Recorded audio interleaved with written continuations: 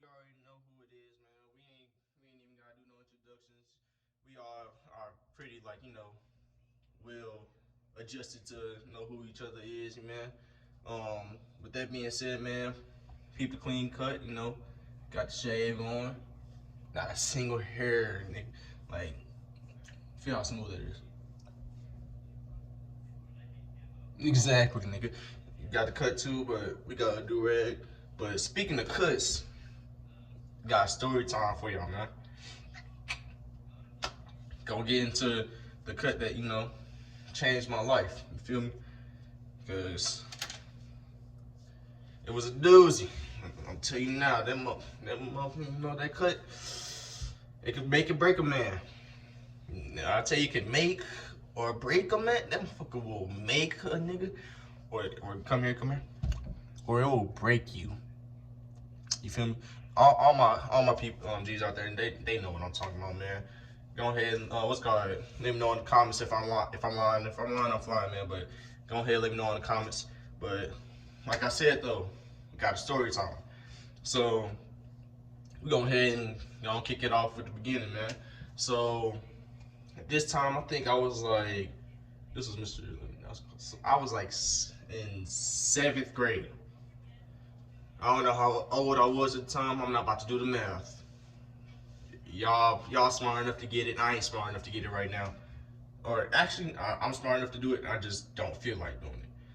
But so yeah, I was in 7th grade. Just like getting into the year 7th grade, and so you know, back in the day, I didn't really like care about my parents because we was in uniforms. Everybody was wearing the same fit, so it was like the fuck I'm trying to ain't really nothing to show off but shoes, and I really couldn't like get shoes I wanted because my mom we was on a budget, not even on the budget. It was just like my mom ain't see the point in spending over a certain amount of money for a certain pair of shoes.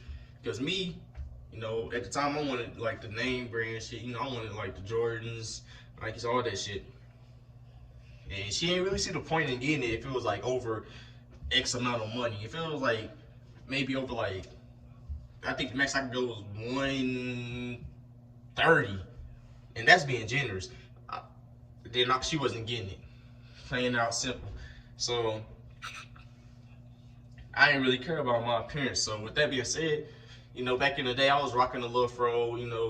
I ain't really like believe in getting my hair done because like I just ain't I ain't care enough to do it. So I was rocking like a little mini fro and shit. Feel me? It wasn't as big as it would be now because I wasn't growing my hair out consistently back then, but it was a little Michael Jackson 5 type thing going on, but a little small and compact. So one day, me and my mom and my siblings, we was just chilling. What's called watching something on TV, and we was just all minding our business. My mom was on her phone and got the occupying TV watching fucking Real Housewives or Atlanta or some shit like that. But quick note though, those that was watching that, boy, y'all know.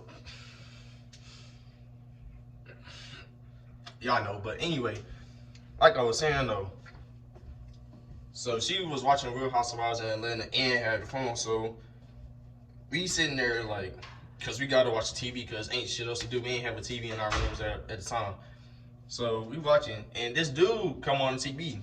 He had, I ain't gonna lie, this nigga cut was clean as hell. Like, bro, he had the waves was on point, like full 360, clean ass like line up. I'm like, damn, bro, what the like?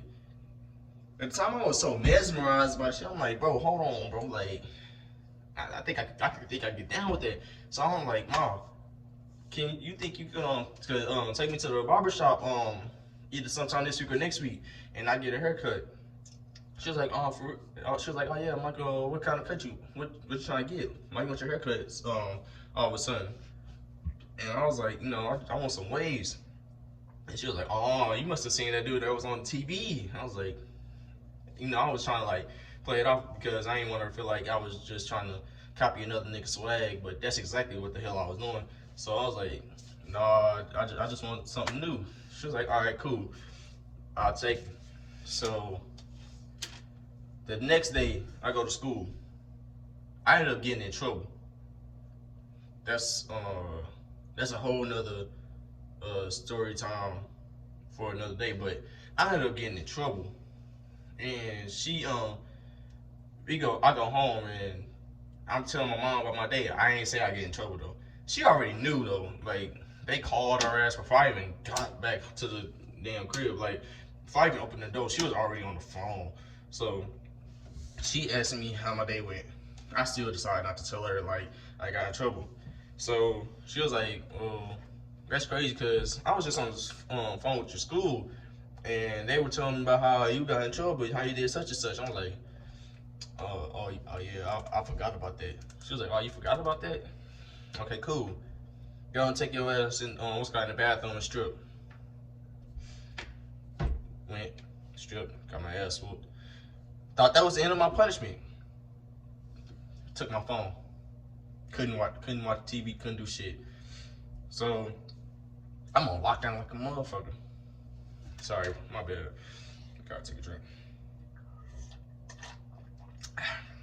But anyway, I'm on lockdown like a motherfucker. I couldn't do shit. So I thought that was all to my punishment. And I was about to just take it because she said like a week. I was like, all right, cool, whatever. So I guess my mom finally like remembered that she had to take no. I asked her if I was still getting my haircut the next day because it was the weekend that time. She was like, oh yeah, what's called? I'll take you tomorrow, Sunday. I was like, all right, cool. So Sunday come. This woman, I was with my grandmother for the day. I come back home. I get back in the house and my mom was like, you ready? You ready, Mike? I was like, yeah, let's go. Let me get dressed. She was like, no, you don't need to get dressed. Just go ahead, come on into the kitchen real quick. I'm like, kitchen? What you mean? You got a barber here or something like that? She was like, yeah, something like that. So I get in the kitchen. This is hard ass, little bitty ass stool, right, sitting here right, like it looked like this.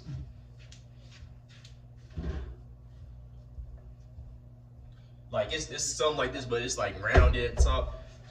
Details don't matter, but anyway, it was something like that. And she had some clippers. I don't know where she got the clippers from. Actually, now I think about it, it might have been her boyfriend's at the time's clippers. And so I'm like, I was like, who cutting my hair? She was like, I am, Michael. I was like, oh shit, all right, bet, shit. She was like, it don't cost no money, and why pay somebody when I can do it myself? I was like, oh shit, we saving money. I'm getting my hair cut. I'm gonna go back to school tomorrow. Way is busting, feel me? Like I was ready, so I was like, oh shit, come on, line them up. So she getting the cut and shit. First thing I feel is a nick in my, like, bro, it's like she took a razor and just like hacking my shoulder. Mom, what? Good? Like, what? Is this supposed to hurt like this? Mind you, it's been a minute since I had my haircut. Like, I'm talking like a year. It's been a cool year since I had my haircut. And she was like, nah, but she was like, nah, but my bad. I'll be careful. Still going. I ain't feel nothing for a good like 5 minutes. Another nick. I'm like, like she talks to stop moving, trying to make it seem like it's my fault because what's called she messing up, but in reality she fucking up herself. It's just that because she fucking up, it's hurting me and causing me to like bro. So I'm like, it hurt, bro. She was like, if you stop moving, then it wouldn't hurt so bad. So I'm like, all right, man. So she cutting my hair. I don't feel the nick for the rest of that time. So I'm like, oh shit, maybe it was just me. So I go in the mirror. I couldn't tell at the time. I didn't know how the wave process went. So she was like, it's gonna take some time. You gotta brush your hair and shit like that consistently, all that, and rag up. All right, cool. So I'm looking in the mirror. I think everything okay. I can't see in the back of my head. My mom can though. She ain't tell me shit. She looking at the back of my head like she proud or something. She like, yeah, I did that. Like my son about to be getting all other like hype me up type shit. So I'm like, all right, cool. So I go to bed happy as a motherfucker, boy. I'm dreaming like a motherfucker, boy. I'm in there snug as a bug in the rug type shit. So we get ready to go to school the next day. She dropped me and my sister off. We was already late because I overslept. So we go to school. I gotta get into class. Now, mind you, I ain't never showed up to school like with my hair cut that low before. So it was like I'm like kind of got the jitters and shit. I'm like, damn, bro, what's gonna happen? Like anybody gonna say something, anything? So I'm walking to my class, and I gotta go all the way up to the 3rd floor. So I'm getting this whole big ass anticipation while I'm walking up there. Like, bro, I'm just like anxious as fuck. It's building up. Like by the time I get to the top of the steps, this is all-time high right now. So I end up walking down the hall. I'm walking slowly as possible because I don't know what type of outcome I'm gonna get. I ain't seen nobody in the hallway at all. That shit was empty as fuck the whole time. From me getting into the building to me walking into the classroom. Mind you, the people in the office ain't say nothing. They just looking at me, ain't make no facial expressions, kept the same fucking face. So I get to the classroom. The door closed. And it's like one of them old ass, janky ass doors that like ain't really fucking with you depending on what time of like who you is, the type time of day type shit. So I hear the dude across the door talking, speaking and shit. So I'm turning the doorknob as slow as possible, trying to not cause as much attention to myself that that's not needed. So I'm turning as slow as possible. This bitch ain't budging. Like this shit ain't moving. Like you needed some WD-40 on this motherfucker so it could even fucking turn an inch.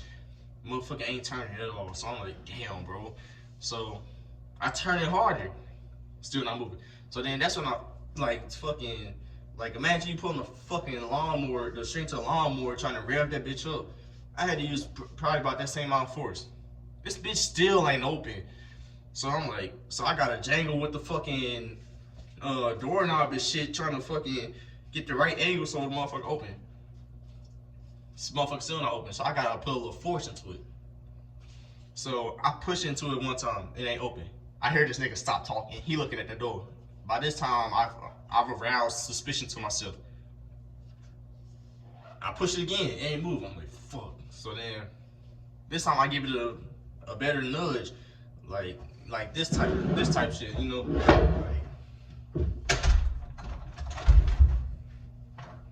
like that type shit. You feel me? So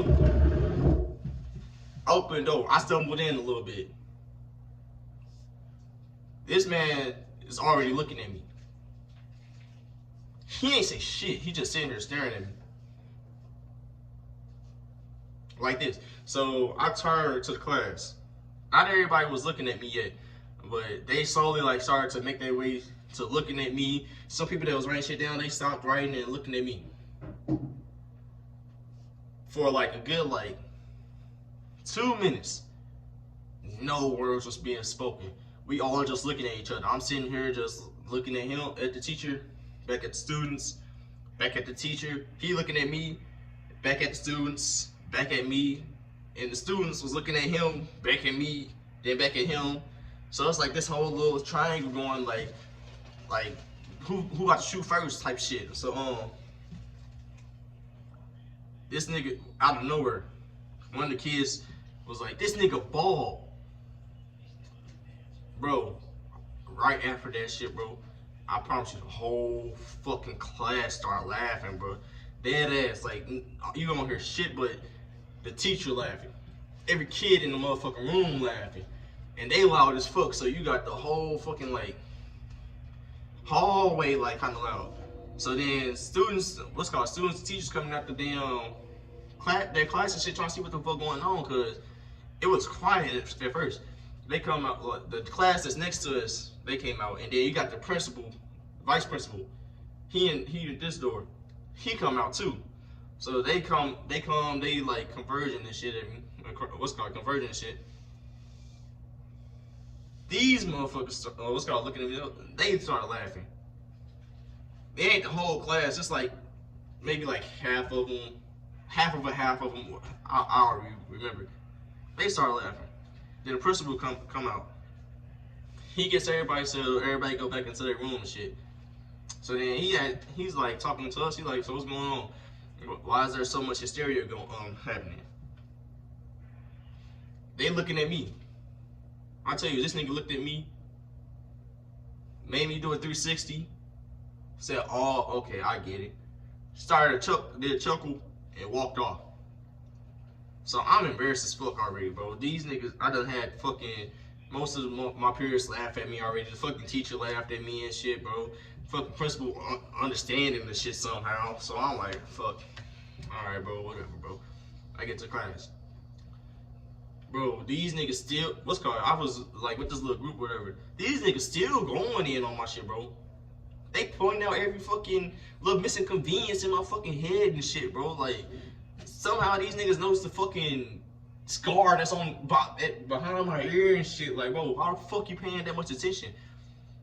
And then they, finding every single scar after that, bro. I promise you, I was so fucking embarrassed, bro. And then, like, one of the girls that I liked in the classroom, she was there too.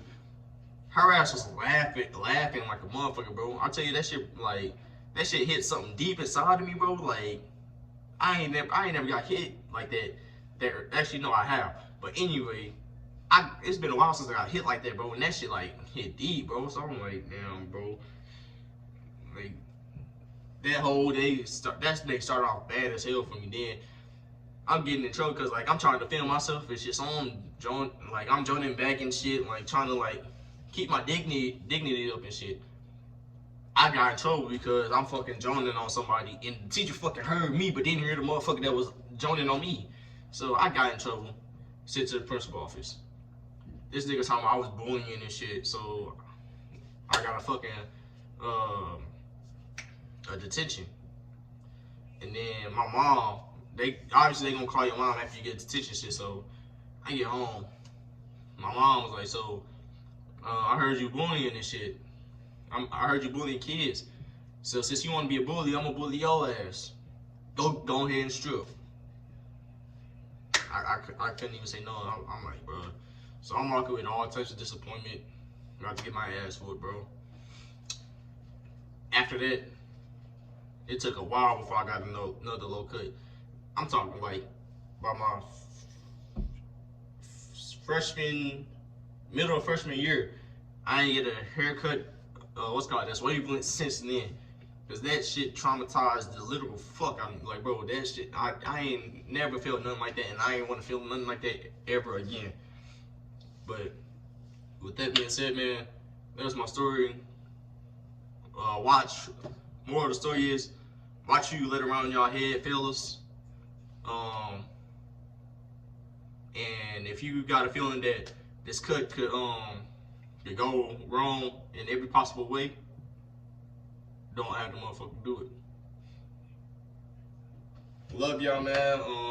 I got Valentine's Day special coming Monday, and just stay tuned for that. Stay blessed, y'all. Have a good night.